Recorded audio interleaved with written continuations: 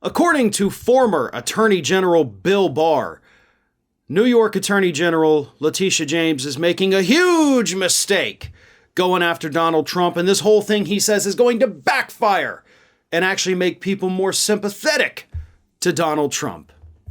Let me read this statement. This is from an interview that Bill Barr gave earlier this week, where he's talking about Trump's kids. It's so stupid. What ultimately persuades me that this is a political hit job, James grossly overreaches when she drags the children into this. Yes, they had roles in the business, but this was Trump's personal financial statement. It was prepared by Trump Org CFO Alan Weisselberg.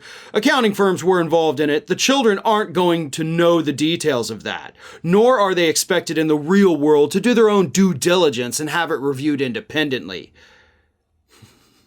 Then he was asked if he thinks it'll backfire, and he says, yes, because I think it will make some people sympathetic for Trump, that this is another example of people piling on because of Trump derangement syndrome. Trump derangement syndrome. An investigation that has taken multiple years to conclude that resulted in a civil lawsuit and criminal referral charges. This isn't a political witch hunt, Bill. This isn't Trump derangement syndrome. This is evidence of crimes that Donald Trump is facing a very severe penalty for allegedly committing. And his kids, as executives in that business, were all part of it. Their names are also on some of these documents. You're out there, one, pretending that, oh, these are little bitty children. They didn't do anything wrong. They're just outside playing ball. No, these are grown-ass adults. Hell, they're older than me, and I think I'm getting on up there these days. These are adults with their own lives, their own minds, their own roles in the company, and they signed off on these things as well. So don't act like they're trying to bring in Donald Trump's, young children. It's not like they're going after Barron Trump for this. These are his adult children that ran his company while he was serving as the president. They're at the top, and they have to go down too, because they were, as Letitia James pointed out, a part of the scheme.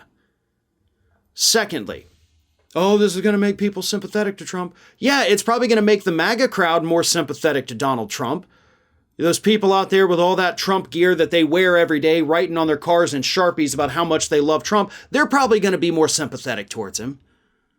But the public at large is about sick and tired of this man. A majority of people in this country want to see him prosecuted. A majority of voters want to see him prosecuted. And you're sitting there giving an interview saying, well, I don't think this is going to work.